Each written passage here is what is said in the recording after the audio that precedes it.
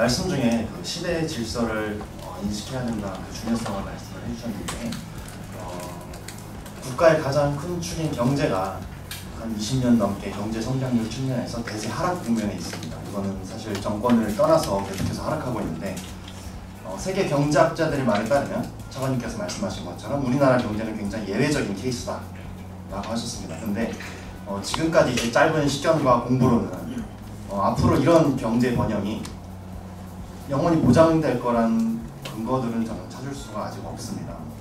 4차 산업혁명이 그 대안이겠다 하지만 통일부 차관님께서는 미래를 그렇게 낙관하시는 근거들을 어떤 걸 갖고 계신지 궁금합니다.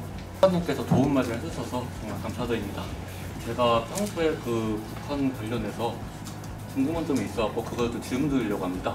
최근에 북한과의 어떤 화해 노력이 지속되면서 여러 차례 정상회담과 실무회담을 개최하는 등의 북한과의 평화를 위한 노력을 정부가 되게 열심히 하고 있는데 일부에서는 현 정부가 북한과의 화해와 평화에 너무 치중한 나머지 북한 인권과 같은 그런 인류 보편적 가치에 대해서 정부가 소극적인 목소리를 내고 있다. 이런 우려가 있습니다. 그래서 이와 관련해서 질문하고 싶은 건 차관님께서는 이 북한 인권에 대해서 어떻게 생각하시는지에 대해서 먼저 질문하고 싶고 그리고 이 북한 인권 문제를 해결하기 위해서 정부가 해야 할 일에는 무엇이 있다고 생각하시는지에 대해서 한번 질문드리고 싶습니다.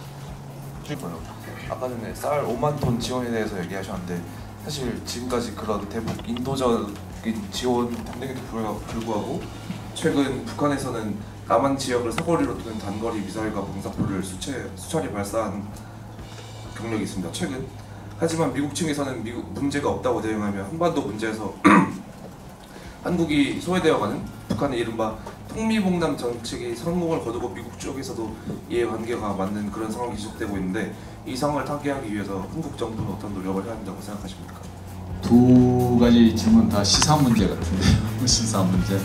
북한 인권 보편적인 정확하게 집어서 딱 집어가지고 제재를 해서 확실하게 대북 제재를 할 수가 있으면 되는데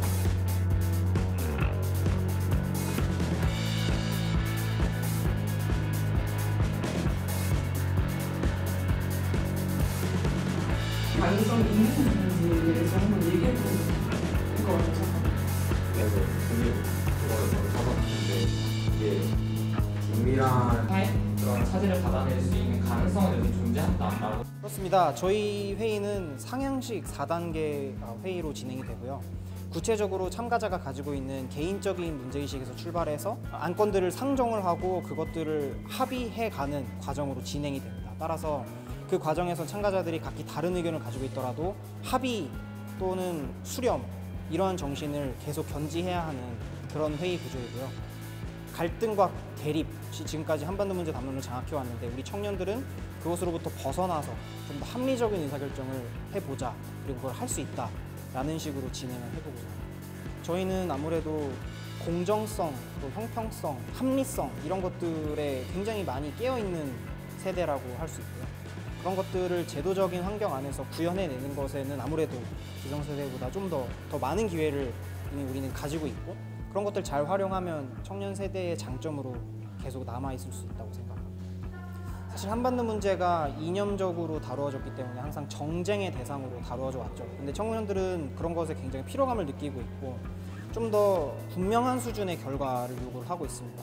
이념적, 사상적인 담론에서 벗어나서 실질적인 결과물을 만들어내는 정부 그리고 그것을 지원하는 민간 이러한 방향성에 대해서 청년들이 공감을 하고 있는 것이고요.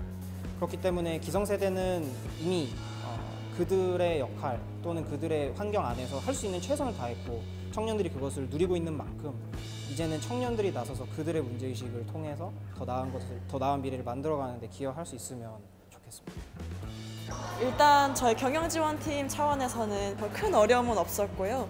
오히려 운영기획팀이 스크리닝하는 그 과정과 그리고 사전 교육을 하는 그 과정이 조금 더 힘들었던 것 같습니다.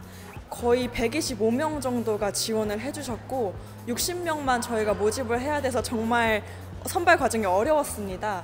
근데 사전 의견서를 토대로 객관적으로 저희가 스크리닝을 할 수가 있었고 네, 저는 오늘 팩트 체커의 역할을 맡았습니다. 이제 팩트 체커는 람바토 정책 컨센서스에서 회의가 진행될 때 이제 이제 토론위원들의 발언이 뭐 진위 여부를 확인하거나 아니면 진위 여부의 확인에 대한 요청을 받았을 때 그걸 확인하고 이제 또한 합의문을 만들 때 그 합의안에 대해서 이제 토론위원들이 받아주는 대로 적거나 아니면 그 제시하거나 해가지고 합의안을 완성하는 역할을 하고 있습니다. 특히 저희 이제 속한 분과는 사회문화분과여가지고 토론이 진행된다기보다는 토의가 진행되지 않을까 했는데 되게 다양한 의견들이 많이 나와줬고 이제 K 드라마에 북한 배우를 출연시키다든지 이런 식으로 엄청 창의적인 방안들이 많이 나왔기 때문에 되게 기대해도 좋을 것 같습니다. 평소에 한반도 문제에 관심이 많은 청년으로서 혼자서 고민하고 있는 경우가 많았는데 이번 한반도 정책 컨센서스를 통해서 조금 더 포괄적이고 조금 다양한 의견들을 이렇게 들어볼 수 있는 기회가 돼서 되게 좋은 것 같고 또 궁극적으로 평소에 저는 그 청년들이 생각하는 민족 담론이 저희 기성세대 분들께서 가진 담론과는 조금 다르다고 생각을 하는데 민족 담론을 넘어서는 또 민족 담론을 대체할 수 있는 그런 또 다른 아이디어가 있는지 등에 대해서 평소에 고민이 많았는데 그런 부분에 대해서도 조금 더 힌트를 얻지 않을까라고 기대하고 있습니다.